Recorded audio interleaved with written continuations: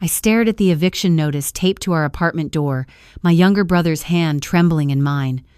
24 hours. That's all we had. Inside, I could hear Mom's boyfriend, the latest one, yelling about how he wasn't responsible for someone else's brats.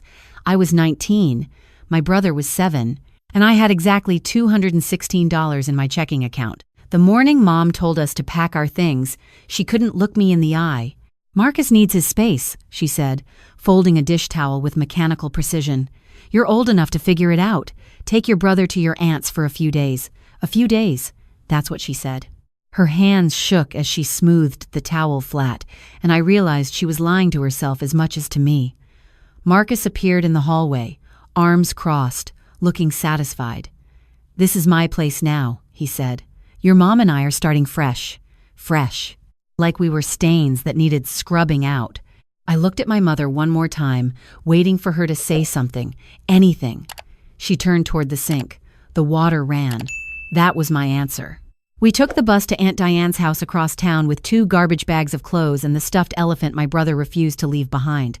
I'd met her exactly 3 times in my life at a funeral, a wedding, and once when she dropped off a birthday card with $20 inside. She was Mom's older sister, the one the family called difficult because she never married and ran her own catering business instead of settling down like she was supposed to.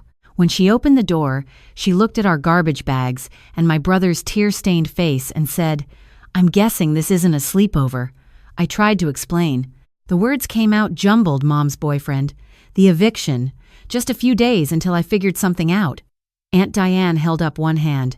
"Stop. Come inside. We'll talk after you eat." Her kitchen smelled like rosemary and butter. She made us grilled cheese sandwiches with tomato soup, and my brother ate 3 sandwiches without speaking. I couldn't finish one. "How long has your mother been with this Marcus character?" Aunt Diane asked, pouring coffee she didn't offer to share. 6 months. "And how many before him?" I didn't answer. She nodded like I'd confirmed something. "Your mother has always chosen men over everything else. I'd hoped it would be different with you two." She tapped her nails against her mug. "Here's the deal. You both can stay, but if you're here, you work. I'm not running a hotel." I started to thank her, but she cut me off. "Don't thank me yet. I get up at 4 a.m. My kitchen staff consists of me and one part-timer who calls in sick twice a week. You want to stay? You earn it." The first morning, she woke me at 3:45 by turning on every light in the guest room. "Up. We have an event at noon and nothing's prepped." I stumbled into her kitchen still half asleep, and she handed me an apron. "You know how to dice an onion?" "I think so." "That's a no." She demonstrated once, the knife moving so fast I barely tracked it. "Now you try." My eyes burned. My fingers cramped. She corrected my grip 4 times before I finished one onion. "Again," she said, sliding another one across the cutting board. By the end of that first week, I could dice an onion in under a minute. By the end of the first month, I could prep vegetables for 50 people without thinking. My brother started 3rd grade at the neighborhood school. Aunt Diane drove him every morning before heading to her commercial kitchen space. She never complained. She never made us feel like burdens. But she also never let us forget that staying meant contributing. Mom called twice in the first month. Both times, she asked if we were settling in okay, like we were at summer camp. The second call, she mentioned that Marcus got a promotion. "Things are really coming together," she said. I asked if we could come home. The line went quiet for so long I thought she'd hung up. "Give it a little more time," she finally said. "Marcus is still adjusting." I stopped calling after that. Aunt Diane taught me everything. How to butterfly a chicken breast, how to make a roux without burning it, how to plate food so it looked like art. But more than that, she taught me how to run a business. "Every Saturday, we do the books together," she announced one morning, sliding a ledger across the kitchen table. "You need to understand margins, food costs, labor expenses. Pretty food doesn't mean anything if you're hemorrhaging money." I was 19 years old, learning about profit and loss statements while my former classmates posted college party pictures online. Some nights I resented it. Most nights I was too exhausted to feel anything at all. But slowly, something shifted. I started recognizing patterns. I could look at an event contract and estimate our costs within $10. I could manage the schedule, coordinate deliveries, handle difficult clients without flinching. On my 20th birthday, Aunt Diane handed me an envelope. Inside was a check for $5,000. "That's your cut from the last 6 months," she said. "Minus room and board, which I'm charging you below market rate for, by the way." I stared at the number. "I'm paying you? You're working, aren't you?" She poured herself coffee.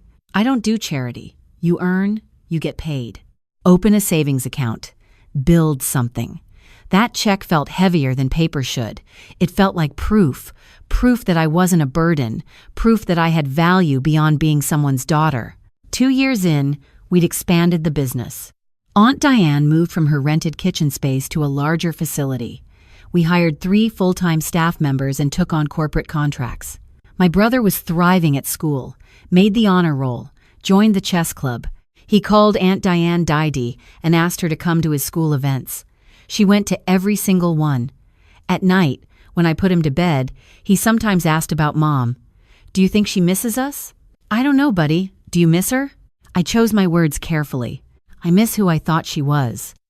He seemed to understand that better than I expected. Mom called on my 22nd birthday. "I can't believe my baby girl is 22, she said, voice bright and artificial. "How's everything going?" "Fine." "And your brother?" "Fine." The silence stretched. "Listen," she said, her voice dropping into a softer register. "I know things ended badly, but I want you to know that I think about you both all the time." I waited. "Marcus and I have been talking," she continued. "We think it might be time for you to come home, start fresh, you know? We have a home. With Diane?" She said the name like it tasted sour. "That's temporary, honey. You know that. You need your mother." "I needed my mother when I was 19, I said. "Where were you then?" "That's not fair." "You're right," I said. "It's not." I hung up. My hands shook for an hour afterward. The calls continued sporadically over the next few years, always with the same theme. Come home. Fresh start. We're a family. Never an apology. Never acknowledgement of what she'd done. Just this persistent rewriting of history where the abandonment never quite happened the way I remembered it. I stopped answering. Let the calls go to voicemail. Deleted them without listening. When I was 25, Aunt Diane sat me down at the kitchen table after a Saturday event. "I need to talk to you about something." Her tone made my stomach drop. "Are you sick?" "No." "Well, not exactly." She folded her hands on the table. "I'm getting older. This business is getting bigger, and I need to start thinking about what happens next."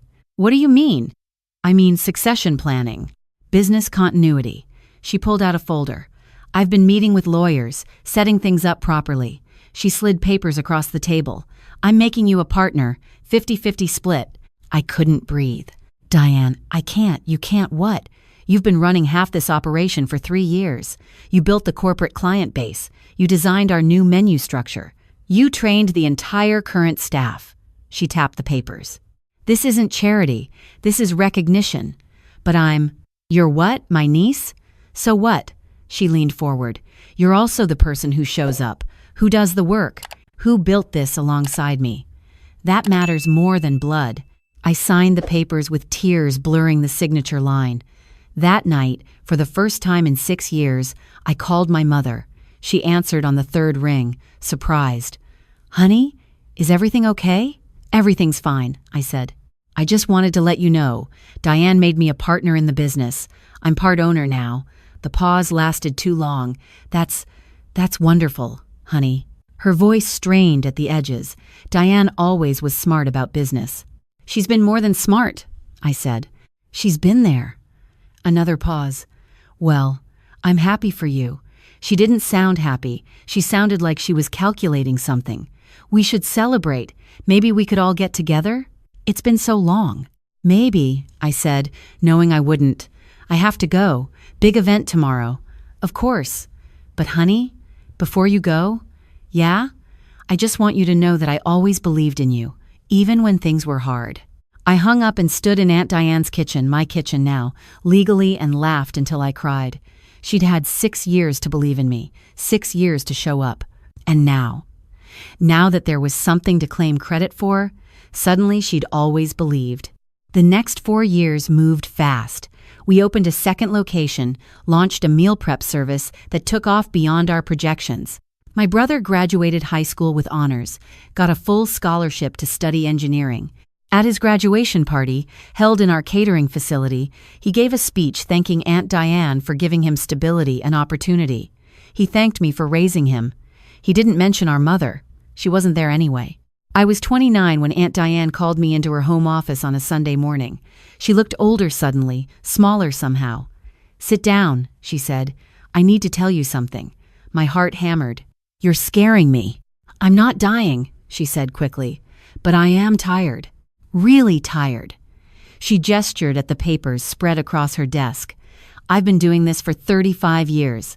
I built something I'm proud of. But I'm 68 years old, and I don't want to spend my last good years worrying about food costs and health inspections." "You're retiring?" "I'm transitioning," she corrected. "There's a difference." She pulled out a document. "I've updated my will. When I die, and before you protest, I will die eventually. Everyone does. The business goes entirely to you. My house goes to you. My savings split between you and your brother." "Diane, let me finish." Her voice was firm. "But I'm not waiting until I'm dead to step back. Effective next month, you're taking over as primary owner. I'll stay on as a consultant for the next year, then I'm done. I'm traveling.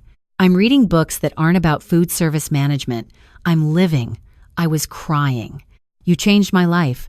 "No," she said. "You changed your life. I just gave you a kitchen to do it in." She stood and hugged me, something she rarely did. "You took what you were given and built something solid. Be proud of that." The transition took 6 months. I officially became the owner of Diane's Catering, renamed Diane & Co. to honor her legacy. She traveled to Portugal, sent pictures of beaches and food markets. My brother finished his sophomore year of college. Everything was clicking into place. Then Mom called. "I need to talk to you," she said. No greeting, no small talk. "It's important." "I'm working, Mom. It's about Diane." My blood went cold. "What about her?" "I heard she's retiring, that she's transferring everything to you. That's not really your business." "She's my sister," Mom said. "That makes it my business. And I think we need to discuss this as a family."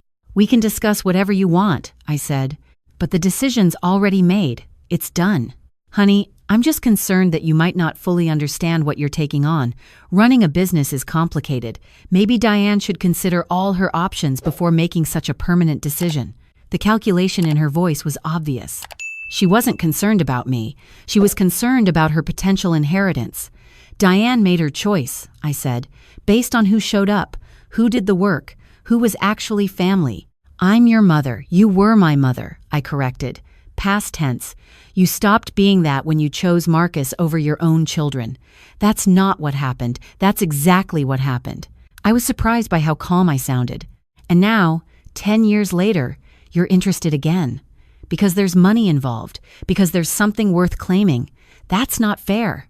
"You keep saying that," I said. "But you know what's not fair? Being 19 and homeless with a 7-year-old brother to take care of? That's not fair. You calling once every few months to check if we were still alive? That's not fair. Diane getting up at 4 a.m. for 10 years to teach me how to build a life? That was more than fair. That was love." She was crying. I couldn't tell if it was real or performance. "I made mistakes." "You made choices," I said. "And now I'm making mine. Don't call again unless you have something real to say." I hung up. Aunt Diane and I never discussed that phone call, but 2 weeks later, she asked me to meet her at her lawyer's office. "I want you to see something," she said. The lawyer, a woman named Patricia with kind eyes and no-nonsense energy, pulled out Diane's updated will. "I wanted you both here together," Patricia said, "so there's no confusion about intent." She opened the document to a marked section. "Diane's estate in its entirety goes to you," she said, looking at me. "The business, the property, all financial assets." She's also included a letter explaining her reasoning to be read at the time of probate. "I want it clear," Diane said, "crystal clear. No ambiguity, no room for anyone to contest. Your mother," I said quietly. Diane nodded. "Your mother, maybe others. Family tends to appear when there's something to claim." She reached across the table and took my hand. "But you're my family. The one who showed up. The one who stayed. I want that documented in every legal way possible." Patricia walked us through every provision: ironclad clauses, specific bequests, a trust for my brother's education, nothing for Mom, nothing for Marcus, nothing for the relatives who'd never called, never visited, never cared until there was something material to grab. Your sister might contest this, Patricia warned. I'm prepared for that, Diane said. I've documented everything: employment records, financial contributions, witness statements. Let her try. We left the office and sat in Diane's car in the parking lot. Thank you, I said. For what? For seeing me, for choosing me. You chose yourself, she said. You showed up every day and did the work. That's not something I gave you. That's something you are. She started the car. Now come on. We have a wedding reception to prep for, and the bride wants those pretentious macarons that take forever. Diane traveled for 2 years. She called weekly with updates: markets in Spain, cooking classes in Thailand, a month-long stay in a village in Italy where she learned to make pasta from a 90-year-old grandmother. I'm living, she kept saying. I'm finally living. The business thrived under my leadership. We expanded again, opened a 3rd location, started offering cooking classes. My brother graduated college, got a job at an engineering firm, called me every Sunday to recap his week. Life was full, complex, exhausting, and deeply satisfying. Then, on a Tuesday morning in March, I got the call. Diane had a stroke while hiking in New Zealand. She was stable but needed to come home. I flew to Auckland, brought her back, sat beside her hospital bed holding her hand. I'm not done yet, she whispered. I know, but I need to prepare you. She squeezed my fingers weakly. When it happens, your mother will come. She'll make a scene. She'll tell everyone I stole you from her, that I manipulated you, that she deserves part of what we built. I can handle her. I know you can. Diane's eyes were fierce despite her weakness. But I need you to know you didn't betray her by loving me. You didn't choose wrong. You chose survival. You chose yourself. I chose you, I said, because you chose me first. Diane recovered enough to come home, to move through the house with a walker, to sit in the garden and critique my plating techniques from photos I showed her. But she was frailer, tired more easily, started talking about end-of-life preferences without flinching. When I die, she said one afternoon, cremate me, scatter the ashes in the ocean, and throw a party. A real party. Good food, good wine, stories about all the ridiculous things I did. You're not dying yet. Not yet, she agreed. But eventually. And I want you prepared. She died that October, quietly in her sleep. The funeral was exactly what she wanted, a celebration, not a mourning. The room filled with clients, staff, friends, former students. People told stories about her generosity, her exacting standards, her unexpected humor. My brother spoke. I spoke. And in the back of the room, near the door, I saw my mother. She wore black, dramatic, and tearful, looking every bit the grieving sister. I hadn't invited her. She came anyway. The will reading was scheduled for the following Tuesday. Patricia called to confirm my attendance. Your mother has also requested to be present, she said carefully. It's not unusual for family members to attend. Will Marcus be there too? I asked. She didn't mention a +1. Great, I said. Can't wait. The conference room felt like a stage set. Patricia sat at the head of the table. I sat to her right. My brother sat beside me. Mom arrived 15 minutes late, Marcus trailing behind her like a shadow. I wasn't sure I'd be welcome, Mom said, dabbing at dry eyes. But Diane was my sister. I have a right to be here. Patricia gestured to the chairs. Please, sit. Marcus whispered something to Mom. She nodded and they took seats across from us. Patricia opened the file slowly, deliberately. Before we begin, I want to clarify the scope of this proceeding. Diane was very specific about her wishes. This is not a negotiation. This is a notification. Mom's jaw tightened. I understand. Good.